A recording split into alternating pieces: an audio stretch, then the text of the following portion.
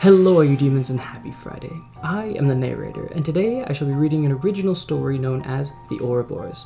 So feel free to sit back, relax, have this playing in the background as you enjoy a nice scary story. Chapter 1. Welcome aboard. The silence throughout the courtyard was deafening. The once populated space station echoed with the same message that would normally play to awestruck crowds entering the station. Welcome aboard the Ouroboros, the universe's first fully self-sufficient space station. Here, you will find a thriving community driven by determination and curiosity for the sake of discovery.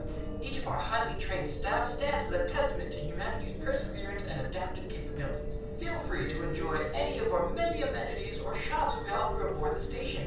We hope you enjoy your stay and have a lovely time aboard the Ouroboros. The projected hologram then shut off, and a looming silence reemerged. The station's plaza resembled a lush conservatory with large windows high above that created a ceiling which opened up into the vast void of space. Geez, there's only so many times you can hear that script until it starts to drive you crazy, Robin whispered to the others. A petite woman in a co-captain's uniform, a muscular security officer in a tactical vest, and a blood-stained nurse sat around their makeshift pilot fire in the back of a restaurant in the station's plaza. Nobody dared go back to the food court with it being so close to where the infection first erupted. While empty and abandoned, it still provided a necessary holdout for the few remaining survivors. Hey, make sure you don't put it up too high, Bruce. Remember how well those things are able to see in the dark? Not to mention how they go ballistic around the fire. Olivia the nurse said in a loud whisper. Sorry, I was zoning out there for a little bit. The looming peacekeeper said as he turned the dial to lower the flame. I'm both happy and surprised we haven't run into more people out here. Usually, we at least see one or two groups of survivors, but now... Captain Iris's soft voice trailed off as she began to remember how panicked the people she saw were and how aggressive and terrifying they had become now. If they hadn't been infected by the spores and turned into a rabid animal, they became so desperate for survival that they had turned into a separate type of creature. So, this is the price we pay for playing God. I knew we shouldn't have let the research department have so little restrictions. It's hard to believe that it only took a few rotations to undo all the years of work that we had done. Gone, just like that. Bruce stated as he leaned forward and furrowed his brow in the faint light of the tiny fire while he adjusted his heavy security vest.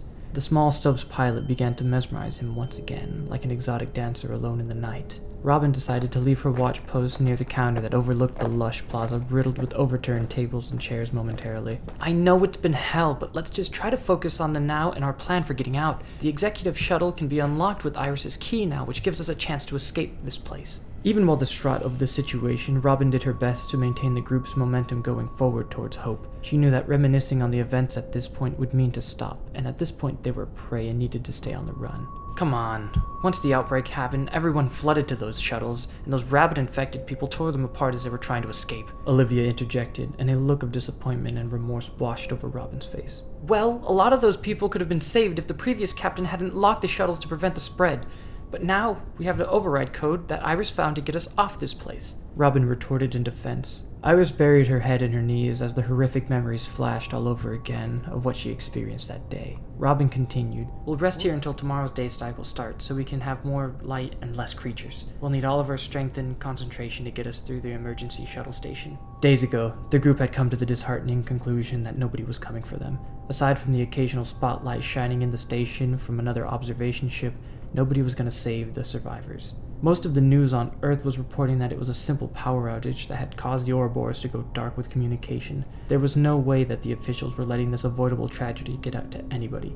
Instead, they locked their dark secret out here, floating, and left the people on the station to fend for themselves. Broken out of her deep thought, Robin heard the sound of wailing from the center of the courtyard. Robin held her hand out to the group to hush everybody, and ducked down as the infected person began to shuffle a few meters in front of their shelter. Kill the fire! Iris covered her ears and huddled into the corner of the room. Bruce crouched low and made his way over to comfort Iris while also watching the back emergency exit door. Olivia kneeled down next to Robin and readied a blue glowing spear. I don't like it. They're getting better at acting, Robin whispered. It's gotten easier to spot the growth on them, though. Olivia pointed towards the woman distant in the courtyard. You can see the iridescent spider-like fungal growth on the right side of her head and midsection, most likely where she was infected first. The virus looks like it's mutating or entering a second stage as well. Having been one of the many station nurses, she was the go-to for most virus-related questions that Robin had. She also knew that where there was one infected, there were bound to be a pack of them at least. The The pain screaming continued to echo in the plaza as Robin felt herself slipping into the flashback of that day when everything fell apart. Robin's breathing became erratic and harder to control. She could hear the panicked screams from that day echoing in her mind, accompanied by the ungodly noises those infected made. Interesting. I wonder how all this carnage began. Thank you all so much for watching, and if you guys like this, please leave a like down there below, show that you support this channel, and don't forget to subscribe for more spooky content like this. As always, stay spooky. Bye-bye.